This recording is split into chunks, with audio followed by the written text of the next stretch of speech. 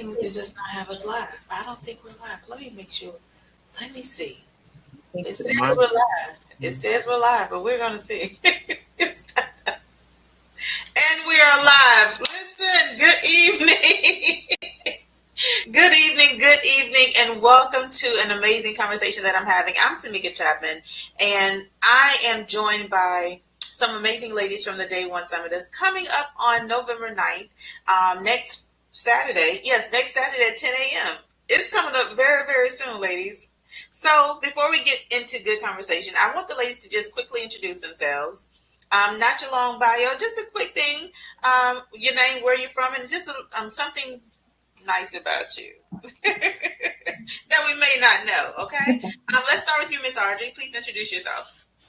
Well, good evening to everyone. Yes, my name is Audrey Davis. I am the proud mom of 3 children. I was married to Reverend James Davis, and we have 9 grandchildren, believe it or not. And we have one in service and one who just went to college. So we're real proud of him. But most of all, something that's pretty interesting about me is that I've been in the business of working in healthcare over 40 years. And I was thinking about it today. It's been about 44 years. And someone said to me today, "You don't look like you're 44 years old at all." And I said, "Look at the gray hair on top." So those are my hair strands of wisdom that we all inherited from our mom. And I have my wonderful 2 sisters here, and I'm just so honored to be here with them. And I'll just kind of roll it around to the oldest sister, the matriarch of the family. I'll give it to her, Cynthia Stringer. Good evening, everyone. I'm Cynthia Stringer. I'm the oldest of 6 children. Our parents are Deacon Ananias Hopkins and the late Rosetta Hopkins. I have one daughter, Kim Stringer, and a grandson.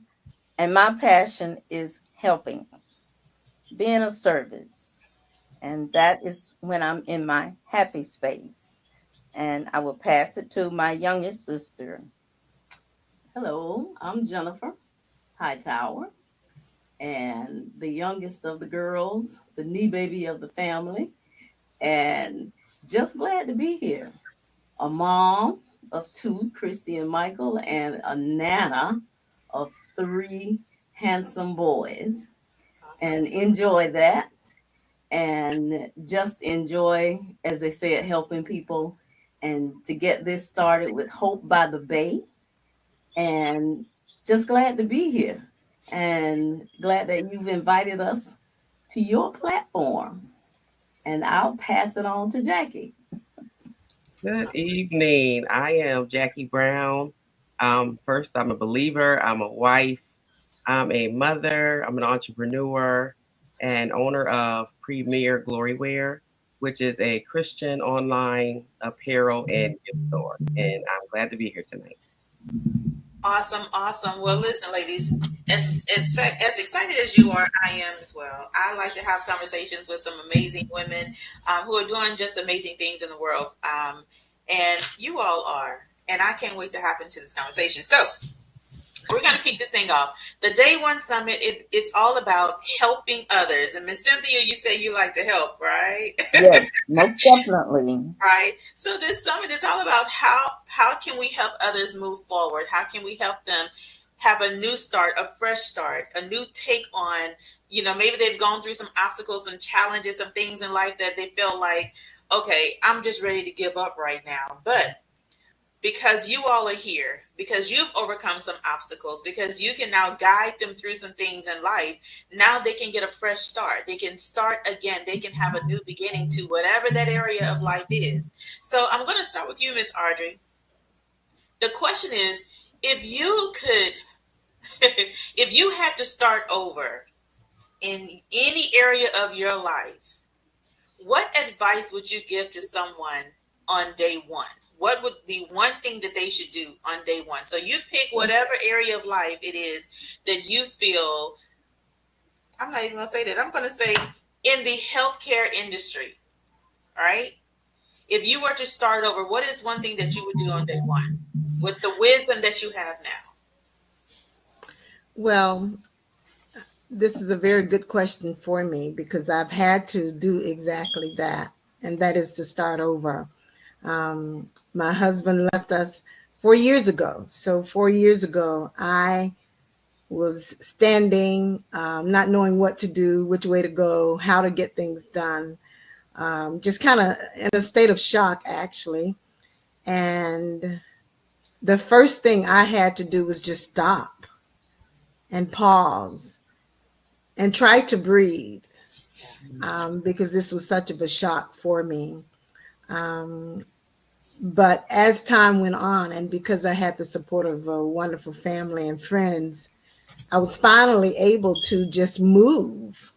And I think that's when you're trying to navigate through something like that you've never ever been through before, it's hard to even move, not let them move forward or backwards or just move, period.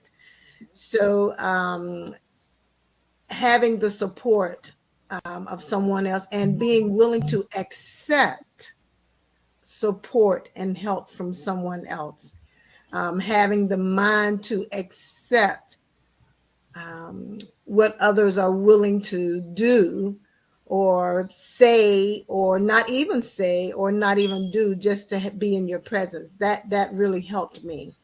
As far as the healthcare system, that too I've had to do as well. Even since then, I've had to start over. And as I've been able to continue to move forward, though, I've been able to begin to reach out and just seek other areas that I may be willing or interested in working. Maybe looking more within myself as to, Audrey, what's going to make you happy? What's going to please you? You've been working over 40 years now. What do you want to do? So, and how much time do you want to spend doing it? So I think looking within myself was a big first step after I was able to get up and just kind of move, take a breath, and kind of restart. But the biggest thing is to not give up, not to give up, not to give in, not to give up. Just keep moving, even if that move is only a move of my shoulder, because things have been so hard. But to just not give up, be persistent, keep my eyes on the Lord, because He is the one who has. He's the one that's able to pull us through. Thank you. Amen. Awesome. Listen, you have given me a lot of good talking points here. And, one of the things that I love that you said is that you asked for help, but you had to be willing to accept the support, right? I think a lot of times those are the two biggest issues that we run into. One, we don't ask for help, right? We consider ourselves, you know what, I got it. No, you don't. That's what your community is for, right? That's what your village is for, to help you when you need that help. But also we get in our own way when we don't accept the help, or we're not willing to allow people to actually help us. And I'm waving my hand because I've been there too many times of, I can help everybody else, but I would never ask for help. It was more like, I don't want to be a burden, right? So as we continue this conversation, I want to hop to you, Miss Jackie Brown. I want to hop to you because have you ever been in a situation where you felt, okay, I'm not going to ask for help, even though you really needed the help at a certain time in life? Most definitely. And my story is both of my parents passed away in a short period of time, and my siblings. And so I'm the last of my mother's children that's here. And so I felt like I couldn't call people for help. And so God has placed me in communities, like Sis Means Business, also my church family. That's when I had to really lean into them and say, okay, I lost, important people in my life, but God has still given me other people that I can lean and depend on. And I've been able to ask for help, and I'm like you, it's like, okay, I'll help everybody else. But when it comes to me, it's like, oh, I don't want to be a burden. But I mean, if people don't know, they can't help you. And so I tell my friends that, and it's like, okay, you got to take that advice too. You can't just give it to your friends and say, well, if you need me, call me. they feel the same way. They want, and there's people they want to help you. They want to be there for you. And so, with the losses in my family, as I've learned to how to depend on other people. Right. I think that's really important. And one thing I will ask you, how did you learn to lean on others? How did you learn to allow people to be in that space to actually help you? You know, because I still get that way sometimes, just like, I ain't gonna reach out. You know what I'm saying? Like, I don't want to be a burden. So how did you learn to not feel as if you would actually burden somebody just because they want to help? I mean, sometimes it still feels like a burden, but I'm learning that they love you and they want to be there for you. And so I'm learning to allow people to help you, you know. I mean, like I said, I feel the same way, but they do. They want to, it's a community and we have to learn how to depend on each other. It's not a one man show. We can't do this life on our own. We need support. We need help from each other. And so learning how to love and receive love. I love that. I love that. You know, one thing that I heard a long time ago, it was when you are not allowing people to actually help you, Mm. you can actually be blocking their blessings, Yes. right? You're blocking their blessing from actually being in the position to help you. And when you said, "No, I don't need help. No, I'm good." You know, that's the famous two words. I'm good, right? Yeah. So, I still at times have to make sure that I remind myself, okay, I don't want to block somebody's blessings. So let me reach out. So I've learned how to pick up this phone and send a text like, hey, this is what I have going on. Are you able to help me with this? Right. So with that, Miss Cynthia, as you have been on your journey of helping and in your mission of helping others, what has been maybe a challenge that you've come across with the others that you've helped, and what is some advice that you gave them in order to help them move forward? One challenge is people wanting the help. And I've learned over the years that I have to establish a relationship with that person. And that's the key, is establishing that relationship so that they can trust you. You've got to earn their trust as well as their respect. And being there and being honest and upfront with them, not trying to sugarcoat something or the issue, just being upfront with them. Um, so that has really helped me, and I've learned that over the years in various situations, not just in my home, but on my job as well, being in the healthcare field. Right. You know, one of the other things that I realized a long time ago as well. Now I keep saying a long time ago, like I'm of a certain age. Okay, listen, I'm from Louisiana. I'm a good country girl, so I have these sayings that I say all the time. I can't help it. All right. Okay. One of the things that I learned a long time ago was, a lot of people will say that they want the help, but then you see them and they're not putting forth the effort to actually do the thing that they're telling you that they want to do. So it's almost like they are relying on you to make it happen for them without them having to expend any energy, any time, any focus, any work, any sweat, any tears, anything, right? And a lot of things can be the root cause of why they won't move forward, why they won't make that first step, why they won't work towards those goals. And I want to hit on to that here as well. So Miss Jennifer, Yes. hey, listen, it's on you. It's on you, okay?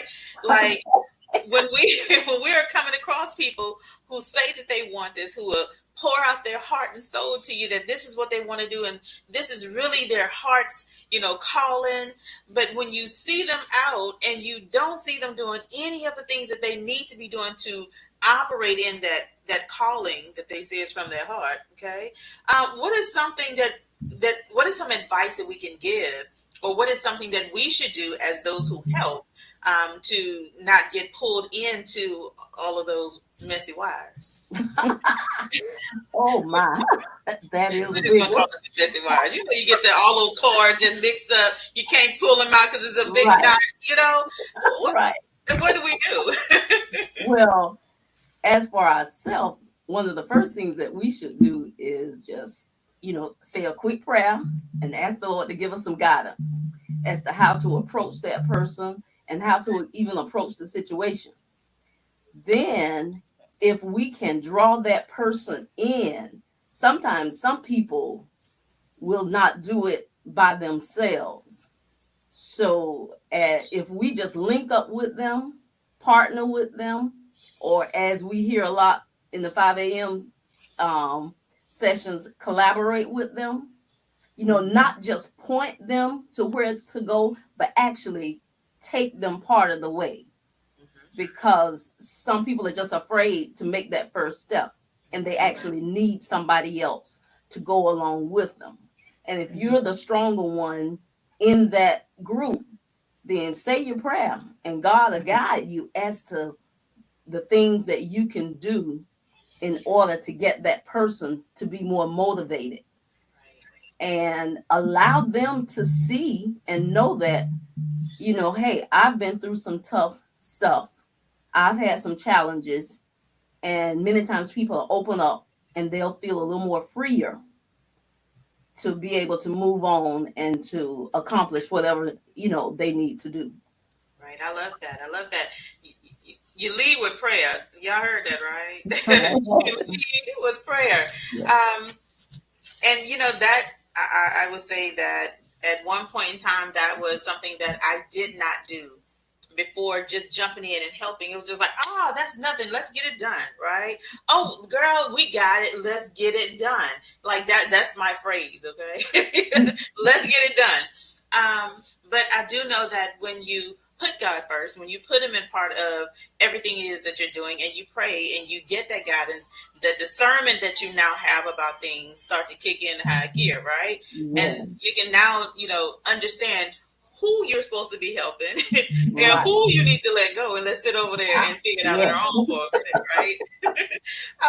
I'm waving both of my hands. Everybody that knows me, okay? So I'm waving both of my hands. But Miss Cynthia, you spoke about establishing relationships earlier, before you help people, and that gives you an opportunity to learn more about them and learn what it is that they're really needing help with. But I want to talk about a different relationship, okay? So I'm going to move these screens around a little bit. Let's talk about this relationship with these ladies at the bottom of the screen here, because you all have what we call Hope by the Bay. So please, if you don't mind, share a little bit about what is Hope by the Bay, how did it come to be, and what is it that you all do in Hope by the Bay? Okay. Who's going to kick us off? You got that? I'll start it. How about that? That's it. Well, you were just talking about consulting God first, and we did not consult God first and ask him for Hope by the Bay. We had nothing. Matter of fact, you see the three of us sitting here, we had decided, we'd had a conversation about a month or two before Hope by the Bay was initiated. And we said that we were so ready to retire that we knew what we were going to do when we retired. We were going to sit down on the couch and put our legs up and watch some TV. Something we hadn't had a chance to do because all of us have worked 30, 40 years, and Sid probably has worked more than 40, about 50 years. So we'd already decided what we were going to do, right? No. We have been mandated by the Lord and told exactly what to do. God led us to do this assignment, and he gave us the name Hope by the Bay.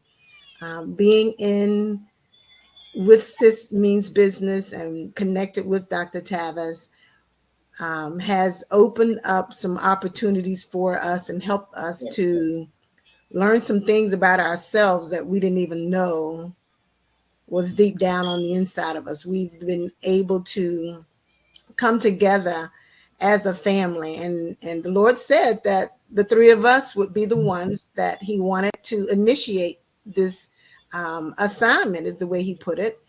And he gave us some specific things to do. And one of them was to develop a business so that we could help other families.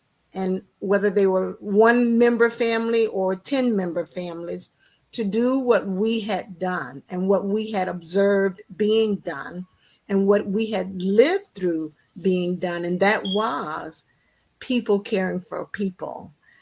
Our parents and our grandparents, we've watched, we learned from them how to take care of other people who were in need, and they did it continuously.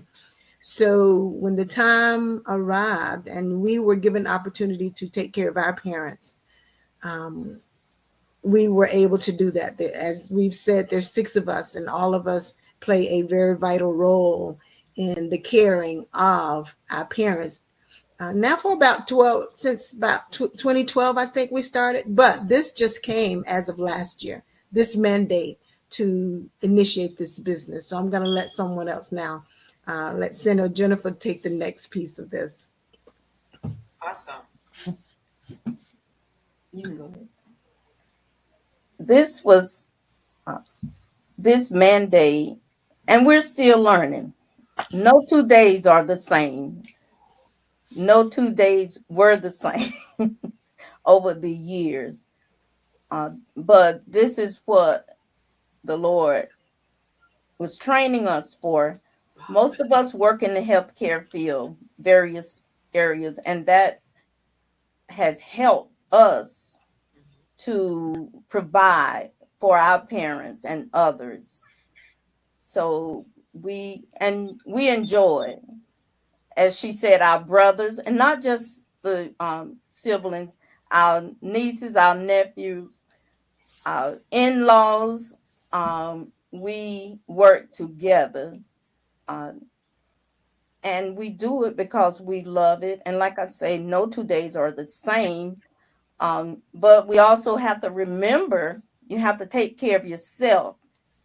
And that's so important when you are providing a service for people with disabilities or illness or what the case may be.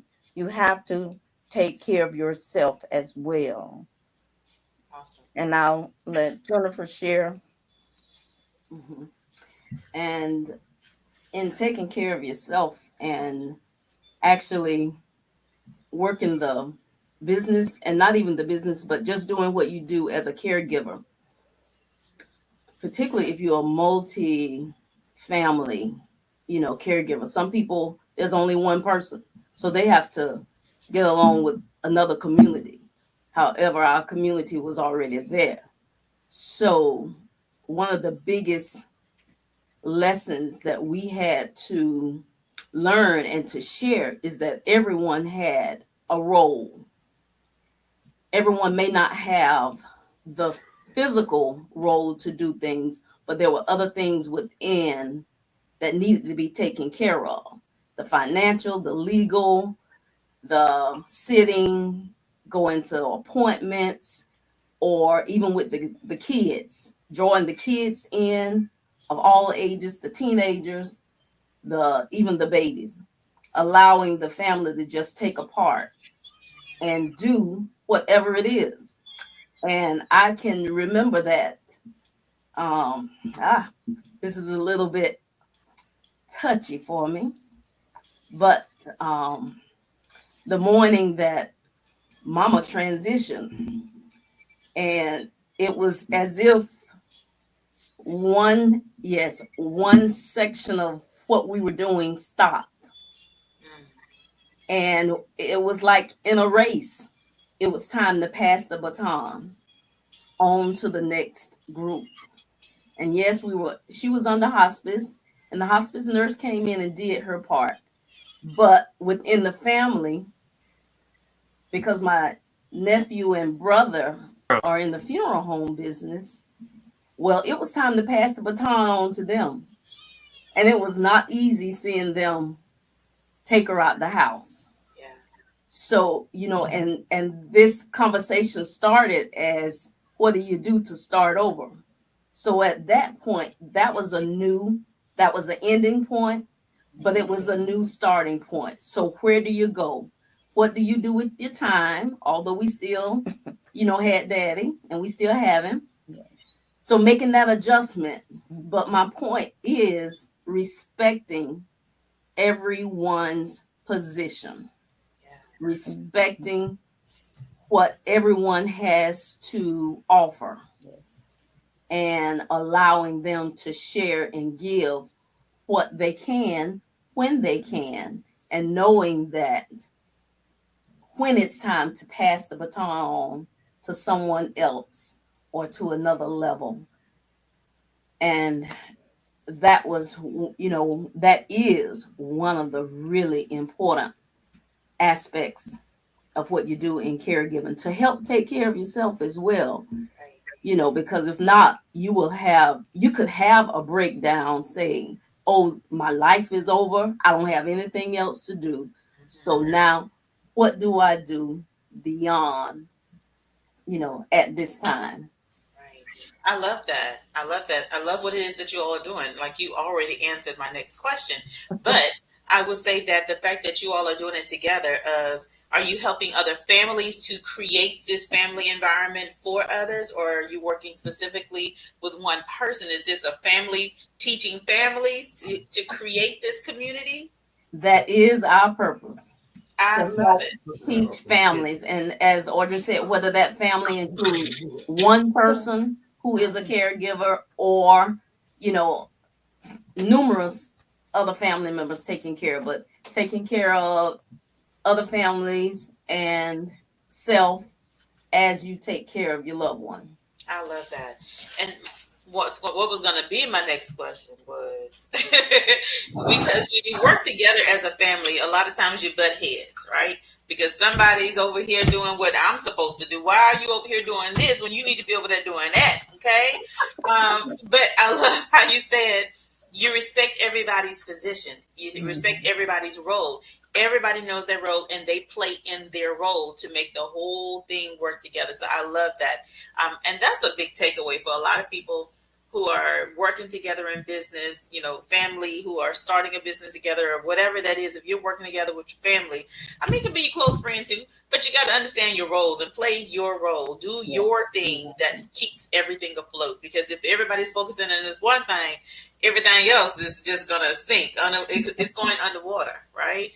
So I love that. I love that you all are taking hold of this and doing what God has called you to do, because it's needed, it's necessary. We've been in a situation where, we've had my in-laws and my dad needing help in different kinds of ways. And my siblings and I, including my husband, we've all come together to be that community that did everything that he needed to get done to make sure that we could get him back whole in a way. And I thank God that he is now. But he's a handful, y'all. Listen. You understand. You got one. Y'all understand, okay. So again, I congratulate you all. I think it's absolutely amazing that you are helping families be the help and be the community that their families need for them to be at certain points in time, certain points in life. So I appreciate it, and I know others will too. So, excuse me, Tameka, can I say one other thing? Yes, ma'am. That for anyone who is listening, we were able to do this and our parents were able to be at home. However, there are other cases that you have to make the decision to do something different. Right. And as much as we may not want to, the time comes that some people have to look to another community, allowing their family member to be in a facility. Right. Because one person cannot do it all. And it may be a safety reason that you need to allow that person to be placed in a different residential facility, whatever type that is available, to you. And you have to accept the fact that, okay, it's time to do something different. So that is also part of, what we would share. We were able to do it this way, but everybody can't. And we know that every situation is not the same. Absolutely. I thank you for sharing that, because a lot of people probably could begin to feel guilty that they can't do it at home, right? And there's a lot of reasons why you can't. And if you can't, it's okay. Just get the help that you need, right? But get with Hope by the Bay to get to create that community that can, help you prepare, right? Because it's all about preparation. So get with hopebythebay.com. Okay. Miss Tameka, Yes. there was one other thing that Jennifer brought up, an excellent point about the fact that sometimes you may have to do something different. And to add on to that is to let everyone know that we understand that some caretakers are those who actually are the caretakers in those facilities, and they too need support. I was speaking with someone just today saying that the individuals who are in the residential homes, many times, the CNAs, the nurses, even the people that are in housekeeping, it is a big community. So within that community, there are high risk for turnover. There's a high risk for emotional situation. There's a high risk for burnout. There's a high risk for different type of other physical problems as well. Right. So Hope by the Bay, because we all have worked in this field, we have, between all of us, we have about 100 years of experience. Right. The Lord allowed me to count it up, and I was pretty amazed. More than that, actually. You're right, Jennifer. So we have seen a lot, and we've been blessed to now be at a point in life where we can share. So our training and our teaching and our guidance that we have, that God has instilled us with, it's not just for those who are at home caring for their loved ones, but it's also for those who are out in the facilities also caring for their loved ones. So I just wanted to add that on to what Jennifer said. Thank you. I love that. I mean, you all are 360. Like, I love it. Or is it 180? No, it's 360. You're covering everything, okay? I love it. Another thing that Miss Jennifer hit on was the mental wellness side of it all, right? Because as we are taking care of others, we also have to take care of ourselves. And that start with our mental, with our spiritual, with our physical as well, right? I was just talking to my husband earlier today. Well, actually, it was yesterday. And we were talking about all the stuff that we had gone through since April with my dad, and how it kept feeling like it was just spiraling and spiraling and spiraling. I was just like, you know what? There's days that any day he had to go to a doctor's appointment, I didn't work at all. Like, I didn't do anything at all, because it took all of my mental power just to be on a call with the doctor, just to make sure he was getting there on time, dealing with him and all the things. I'm just like, I can't do this, and I'm 17 hours away. Okay, so it'd be different if we were in person to help do all of that, but we're coordinating. My husband did the bulk of it. I will say that he did the bulk, because I was just like, bro, he about to go under if you don't step in. Okay, I can't do this, and so there we go with asking for help and receiving that help. Right, so. This has been one amazing conversation. I hope you all that are tuning in, that are listening, that are viewing, I hope you're really getting some good key points from all of this conversation so far. We're not done yet, okay? We're not done, because we're going to now have a conversation with Miss Jackie Brown. Like, for whatever reason, I got to say her name like that, y'all. Miss Jackie Brown in the house, okay? Miss Jackie. Now, earlier you were telling us a little bit about you, who you are, right? And you told us about the Premier Glory Wear brand that you have. Is that your brand that you're wearing right now? Yes, ma'am. It is. Of course it is, because we represent. Yes, it is. Now, when you began this journey of creating Premier Glory Wear, what was that journey like for you? And why did you? Let's just go back. Why did you create Premier Glory Wear? And then what was the journey like as you began it? What was that like? Okay. I created it because I came from the HR world, and we dressed up all the time. And, once I got out of that, environment. Now I'm in the school district. It's more relaxed. And it's like I'm on the go all the time. I'm with children. I'm doing this, I'm doing that. And I'm a busy mom. And so I want to be comfortable, but still wanted, clothes that represented Christ. And so when I created it, I created Premier Glory Wear because my mother's name is Gloria. And also, I wanted something that represented Christ.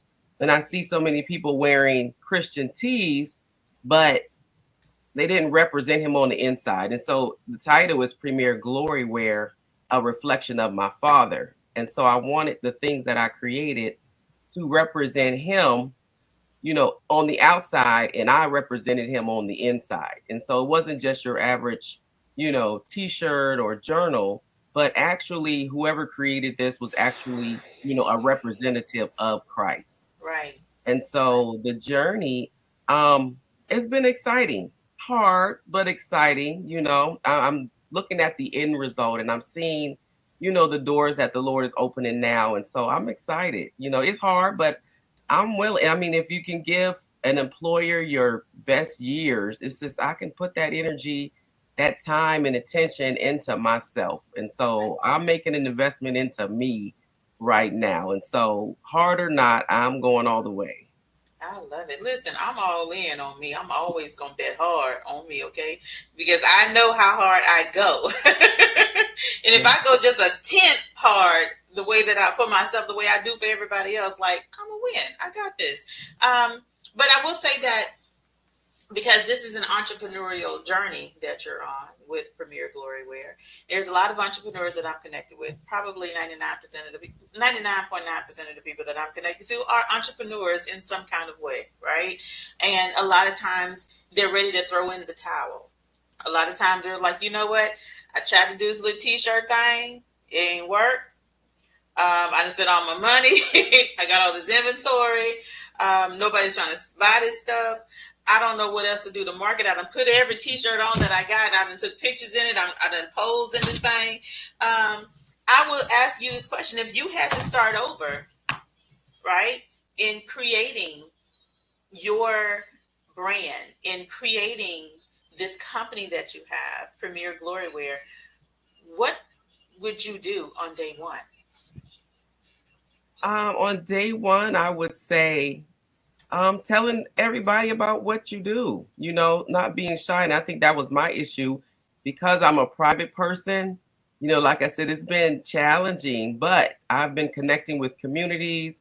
And in these communities, I've been learning so much. Dr. Tavis has the DBA that has all the digital things that we need, which help put pieces together. One of the ladies from the group, Anisha, she's helping me become organized. And I mean, even just Kim is helping us stay healthy. And so I think it's a round of things, not just one, but helping inside out, all those pieces connecting together, not being afraid to talk to people and just telling people what you do. And, I'm in the community and I'm speaking more. You learn what they're able to do. One of the ladies is a missing piece that I need. She makes DTF sheets. And it's like, okay, God, thank you. I see how you're opening doors when you begin to open your mouth.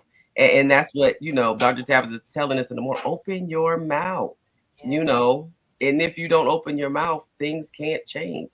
Speaking those things that God gave you and also things that you desire to happen and talking to people. And so I'm learning how to open my mouth. There's a saying. Here's another saying that I heard back in the day. It was closed mouths don't get fed. Okay.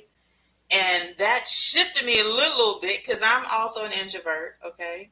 I'm an introvert, but a lot of people there say, no, Tameka, you're so outgoing. No, I know how to be outgoing, but I really just like my alone time. I love my alone time. Right. But I learned how to open my mouth, whether that was in my career, asking for that promotion or seeking that next thing that could add on to that resume that I was building up, right? Whether that's now in my business of, okay, this is what I need. I know this is what they know how to do. So let me work with them. Let me find out what their rate is. Let me see what this is all about.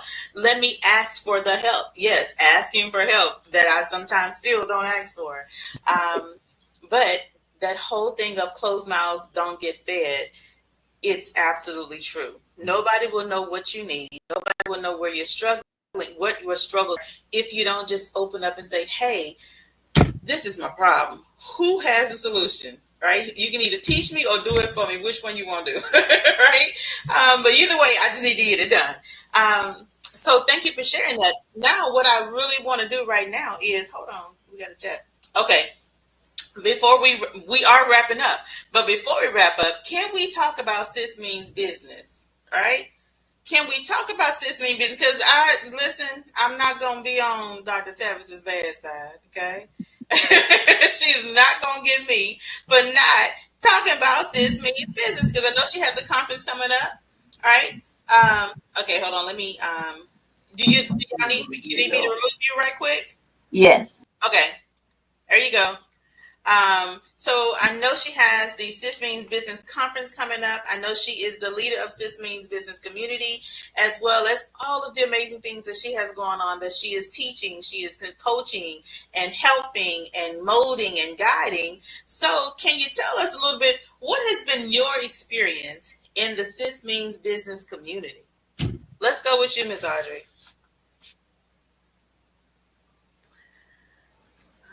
There's a lot that I could say, but I'm going to try to keep it really short and very brief and to the point. And besides everything that you've already said, I can truly say that Dr. Tavis, with everything that she has in front of her, behind her, ahead of her, she always makes room and takes time for each of us.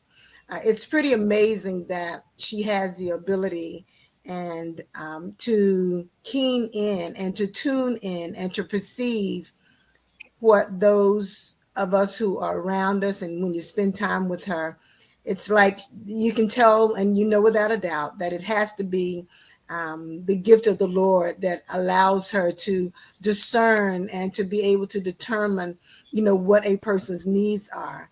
And not only that, even more for me is that she's willing to share. She's willing to pour. If healing is what you need, God has given her that gift. If guidance is what you need, she has that as well. So it's just been a journey for us to be part of Sis Means Business and the Millionaire Mompreneur Hub, which is on at 5 a.m. Monday through Fridays. A lot of people say, oh, you get up at 5 a.m. Well, I'm up before then anyways, but to God be the glory. Now I have a real reason to be up, and I've learned more about what to do when I am up. So there's so much growth, and she's all about growth. She's all about growth.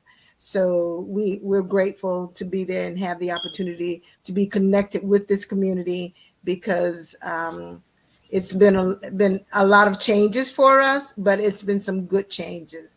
So thank you for the opportunity to share. Absolutely amazing. Miss Jackie Brown. Miss Jackie Brown. Okay. What is it like for you being in the Sis Means Business community? Oh, that community, for me, it has been healing, it's been equipping, it's been a place of encouragement, it's been a place of community. And I'm excited to get up at 5 a.m. I came in the group, I want to say maybe a year. It's been a year now. And so I came, they were doing a book about the 40-day financial fast, and so it was like God brought me there right at the right time. And so from that, I knew, that I was tackling my finances. And so when we started that book, it was like, I can't get enough. Like, I have to be here. I don't want to miss anything. And so now it's like I'm used to getting up early, and I look forward to it. That's like, like that's my coffee, because I don't drink coffee. And so that's my coffee in the morning. I look forward to, being there in the morning and just being filled up before I go and start my day. We start with prayer and meditation, and there's always an on time word, when they say don't just go to church on Sunday, but you have Right. to get your food daily. And so that is our daily food. And so, I mean, I love the community. I love the women in the community, and we're growing, you know. She wants to see us win. And I love that, you know, because I've had training by other coaches, but they're looking for the dollar. They want to sell you this. And she's like, she's worrying about your soul, you know, the inside out. And I love that. Awesome. Awesome. Awesome. I love it. All right, Miss Cynthia and Miss Jennifer, please share with us what has been your greatest moments of being a part of the Sis Means Business community. For me, it everything that they said, but also the teaching part, the pouring, uh, looking at things a different way, and just the pouring, her concern, and very supportive, and not just Dr. Tavis, the community, and that's our family actually. But all of the above, and a purpose pusher. Yes, she is. Um, and she can see things in you or pull it out of you that you may have buried. Right. But it's and the daily, as she said, the daily food.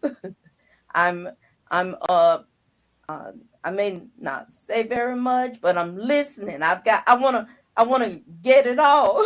So I need to be quiet so I can get all that food. But it is a grand experience. It really is. Amazing. Um, Amazing. I love that. And Miss Jennifer, what about you? What's your greatest moment or greatest takeaway from being a part of the Sis Means Business community?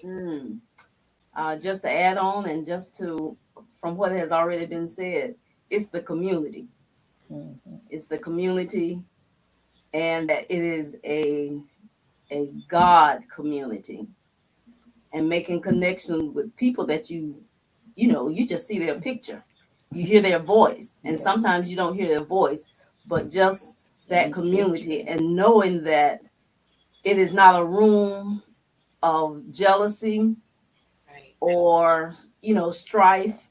And Dr. Tavis makes sure that whatever she gets, she shares Sharing it it. with everybody else, and she wants to make sure that you get what you need, and that whatever she gets, she can bring it back to us.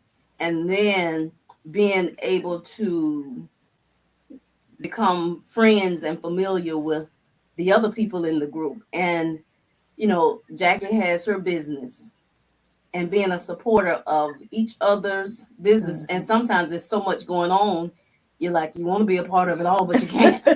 So you just have to choose what you can do. Right. But it's the faith based, Mhm. believing, kingdom building community of people, women, men, family. I love And it. that's what, and sis means business. When she means business about God, she means business in the business world. Yes.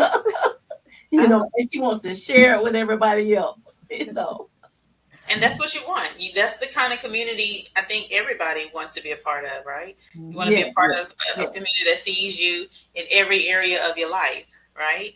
yeah. Because a lot of groups, as you say, they just want to charge you money and don't give you anything. You can't eat, okay? It's crumbs over there. It's crumbs, and everybody trying to fight for those little crumbs that's out there. But if you can find a community that truly feeds your soul, feeds your spirit, That's feeds you it. mentally, emotionally, financially, and teaching Yeah. you financial strategies and business strategies to help you create that legacy that you're looking to create. It's always amazing to do that. So I'm excited that you all have found a community. So Dr. Tavis, I did it. Okay. Okay.